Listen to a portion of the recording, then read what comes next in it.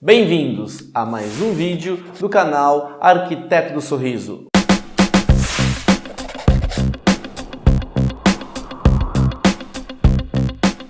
O tema de hoje é mitos e verdades da odontologia. Nós recebemos aqui muitas perguntas aí dos inscritos do canal e a gente vai estar discutindo algumas com vocês. Uma pergunta muito frequente é: qual tipo de cerda da escova de dentes que a gente deve usar? Cerda dura, cerda média, macia, ultra macia. De um modo geral, as pessoas têm uma certa consciência de que devem usar cerdas médias ou mesmo duras por considerarem que isso limpe melhor a superfície dos dentes. Essa é uma informação incorreta. Isso é um mito. A cerda dura, a cerda média, ela acaba provocando desgaste da estrutura dental e até mesmo uma retração gengival. O que a gente recomenda é sempre uma escova com cerdas macias ou ultra macias. A gente deve escovar a língua também. Isso é uma verdade. Não só devemos escovar a língua, como também devemos escovar as bochechas e até mesmo o céu da boca. Óbvio que não precisa ser em toda a escovação, porém quando a gente faz a escovação dessas estruturas, da bochecha, da parte interna, tanto quanto o céu da boca, a gente desorganiza a flora bacteriana e quando a gente faz o bochecho, a gente acaba tendo uma eficiência maior da escovação. Tem algumas perguntas aqui em relação ao cigarro, chimarrão, narguile, o quão mal eles podem fazer para a nossa saúde bucal. Tem vários aspectos. O mais relevante no caso dos três em comum é a temperatura. O cigarro, a narguile, esse calor que é internalizado na boca, ele acaba provocando vasoconstrição periférica da nossa gengiva, da nossa mucosa da boca. O que quer dizer isso? O nosso tecido, ele vai perdendo irrigação e isso vai tirando a saúde deles. O que pode provocar, por exemplo, com o acúmulo de placa bacteriana, quando a gente fica um tempo maior sem escovar, usando cigarro, narguile, uma gengivite. É um caminho mais rápido do que o normal.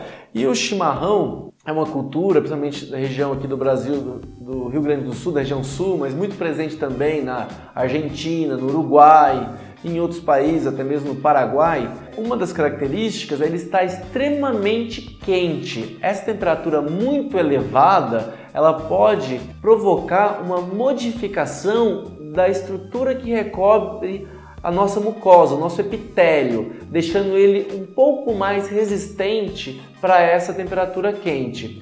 Além disso, o chimarrão ele provoca um escurecimento, alguns falam até de amarelamento dos dentes, alguns comentam esverdeamento. A parte lingual, a parte interna dos dentes, ela vai ficando com tonalidade um pouco diferente. Na internet você escuta até alguns comentários, como se fosse um lodo. Óbvio, com esse acúmulo, caso não haja escovação, a gente deve procurar um cirurgião dentista para fazer a limpeza dos nossos dentes. Aqui tem uma que é bem polêmica, principalmente no YouTube, em vários canais, aí vocês vão encontrar técnicas, receitas caseiras de como cuidar da saúde bucal. A gente encontra muita coisa, tipo escovar com bicarbonato porque clareia os dentes, escovar com cúrcuma porque evita o consumo do flúor, fazer bochecho com água oxigenada. No caso do bicarbonato, que a gente vê muito isso nas redes sociais o segredo que os dentistas não revelam, como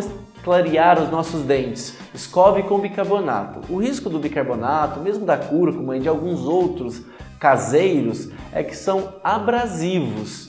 E sem uma orientação adequada, muitas vezes os pacientes, vocês aí assinantes do canal, não têm uma noção muito clara de onde parar. Começa a escovar, tá clareando o meu dente, está removendo manchas extrínsecas de café, açaí, vinho. Porém, esse uso excessivo sem uma devida orientação profissional pode causar um desgaste da estrutura do dente e levando a uma sensibilidade. Você vai ter momentaneamente um dente mais limpo, mas vai ter um problema de sensibilidade com água gelada, doce, que vai precisar de um tratamento profissional para melhorar. Alguns acabam começando a fazer uso contínuo de pastas que provocam a dessensibilização, mas não é o adequado. O ideal, caso passe por um processo acentuado de sensibilidade, não é imediatamente comprar uma pasta. A gente conhece alguns exemplos famosos do mercado para tirar a sensibilidade, mas o ideal é passar com um profissional para identificar se o problema causado realmente pela sensibilidade apresentada é simplesmente solucionado com o creme dental. Muitas vezes precisa até de restauração, aplicação tópica de flúor, tem outros tratamentos que são indicados. Hoje uma coisa que está muito na moda, a gente vê várias empresas fazendo produtos à base de óleo de coco. Então se usa óleo de coco para praticamente tudo, desde beber óleo de coco, fazer aplicação na pele, aplicação no cabelo e também escovar os dentes com óleo de coco. O óleo de coco ele não tem nenhuma propriedade direta com a remineralização dos dentes. Ele não tem uma propriedade que seria adequado para o uso na escovação. Então a gente considera que é um mito. Outra pergunta aqui que a gente acha bem interessante, principalmente o pessoal aí que já passou de 3 décadas, que a gente escuta bastante, como eu, acreditava-se muito que perder os dentes era um processo natural. O meu avô usava dentadura, a minha avó, então eu provavelmente irei usar também. Hoje, a gente vive num país onde a cobertura da água fluoretada está quase que, assim, na grande maioria do país, dos municípios. Mais de 90% dos municípios têm água fluoretada. Isso impacta com que há uma perda menor dos elementos dentários, há menos extrações. A gente acredita muito que com a higiene individual de cada um, com a escovação e passando sobre cuidados profissionais com frequência, isso é uma coisa que vem aumentando muito no Brasil, o acesso à odontologia, as pessoas vão ter dentes na boca por muito mais tempo. O que quer dizer isso? Realmente, hoje pensar em perder os dentes deve ser algo que não faça parte do nosso dia a dia. A gente tem que pensar como manter, quais tratamentos possível para restaurar aqueles que a gente já perdeu, mas conservar o máximo possível. Quando a gente perde um elemento dental, seja com uma prótese, seja por um implante, nós nunca mais vamos recuperar a capacidade de mastigação que a gente tinha antes. Nenhuma prótese, nenhum reparo que a gente faça perto da qualidade e da eficiência do elemento dental natural. Então é muito importante ter isso em conta em relação à manutenção dos dentes. A gente escuta muito também, de quanto em quanto tempo eu tenho que ir no dentista? Tem um senso comum do mercado que fala de 6 em 6 meses. O mundo ideal, o sonho da saúde bucal seria uma média de 3 meses. Por que 3 meses? 3 meses é um tempo suficiente para que uma lesão de cárie, uma gengivite, um aparecimento de cálculo, tártaro ocorra na cavidade bucal. Então, se você tem uma predisposição maior para ter cáries, para formar tártaro, o ideal é que seu período de retorno seja a cada 3 meses. Se você tem uma saúde bucal onde nunca teve cárie, não tem formação de tártaro, escova com uma frequência boa os dentes, pelo menos 3 vezes ao dia, usa fio dental, o seu tempo de visita ao dentista pode ser um pouco maior, 6 meses ou até um pouco mais. Não existe uma regra. É importante ressaltar, como eu já falei no início, caso você tenha já uma experiência de cárie, de gengivite, o seu tempo ele tem que ser menor. Aquilo de ficar mais de 1 ano, 2 anos sem visitar um dentista, quando você visita, pode ser que existam problemas muito maiores que, se fossem diagnosticados no início, teriam sido facilmente solucionados. Essa também é um clássico, a gente sempre escuta. Gravidez e a perda dos dentes. Cada filho que eu tive, eu perdi um dente. A gente escuta isso muito. Grávida não pode fazer tratamento com o dentista. Isso tudo é mito. A grávida, o processo da gestante, ela tem várias mudanças de hormônios nesse período. Sim, ela tem uma tendência maior de formar a gengivite, tem o acúmulo da placa bacteriana, mas devido à não escovação e à alteração desses hormônios, ela pode ter gengivite mais facilmente. Mas não quer dizer que ela vai perder os seus dentes. Ela só perde caso não haja uma higiene, um acompanhamento adequado. Vários tratamentos podem ser feitos nas gestantes. Tratamentos menos invasivos, como uma limpeza, até mesmo um clareamento, ele pode ser feito quase a qualquer momento da gestação. Alguns mais, digamos assim, invasivos, que sejam quando há cirurgia, uma extração dentária, eles podem ser feitos, caso haja uma real necessidade. Mas o período ideal é o segundo trimestre da gestação. É onde a questão hormonal, evolução da gestação, ela está mais estável. Tanto no primeiro trimestre quanto no terceiro trimestre são períodos com maior risco. Por isso a gente opta por tratamentos mais invasivos sejam realizados durante o segundo trimestre, entre o quarto e o sexto mês de gestação. Cárie pode ser transmitida por beijo? Esse pessoal aí que vive na micareta, né? Com certeza vários que estão nos assistindo agora tem até um pouco de consciência disso, mas sim, cárie pode ser transmitida pelo beijo. Você vai deixar de beijar por causa disso? Provavelmente não. Mas é algo que você tem que ter consciência.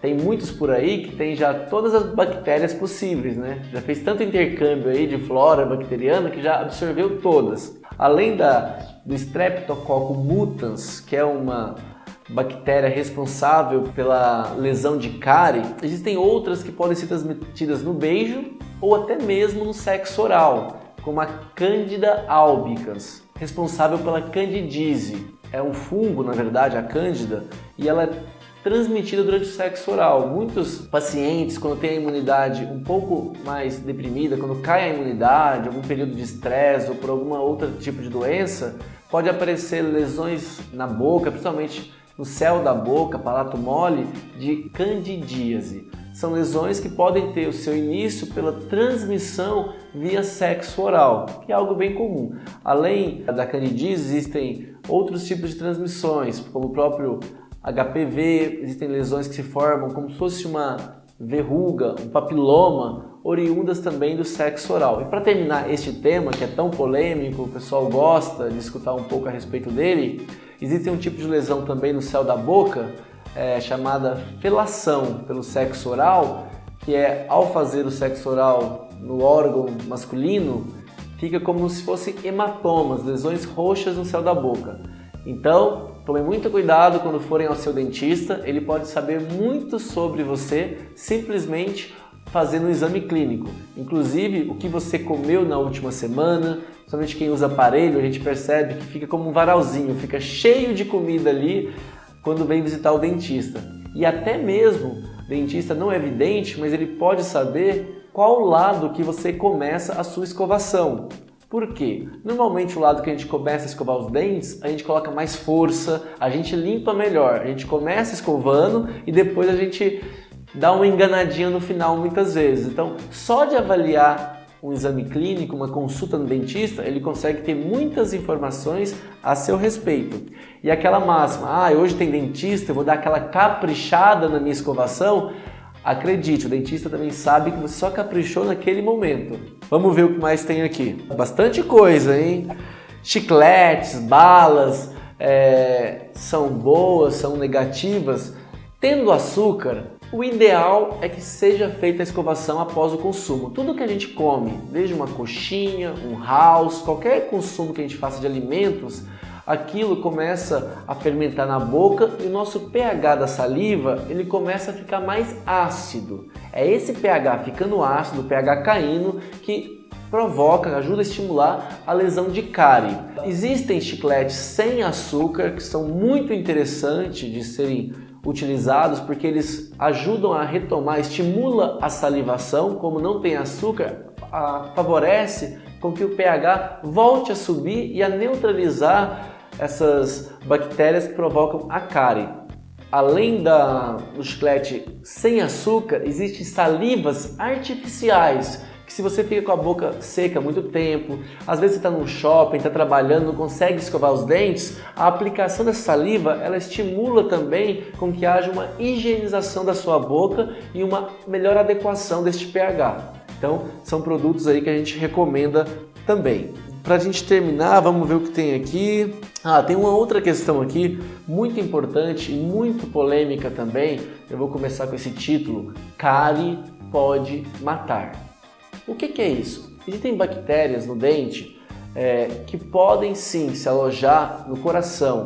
O nome desta patologia é endocardite bacteriana. muitas vezes oriunda de bactérias que estão no dente, de uma cárie, de um dente que está aberto, uma paciente costuma falar uma panela, quebrou o dente todo ali e tem bactérias ali. Essas bactérias elas entram na corrente sanguínea e por algum fator, normalmente porque pode ter uma prótese no coração, uma ponte, ou existem casos na literatura até estruturas normais de que bactérias se alojam na válvula e podem levar a uma lesão, uma endocardite bacteriana que provoque a morte. A gente tem alguns casos famosos, vocês podem pesquisar aí no Google, o próprio Beto Carreiro, do Parque Beto Carreiro World, ele veio a falecer devido a uma infecção de uma endocardite bacteriana. Então é muito sério, às vezes a gente acha que tem uma cárie aqui, não está doendo, não preciso cuidar, mas precisa sim. Uma simples cárie pode, em alguns casos específicos, levar até mesmo à morte. Era isso, pessoal. Espero que tenham gostado aí do nosso vídeo hoje sobre mitos e verdades e em breve, muito mais vídeos aqui no canal. Grande abraço!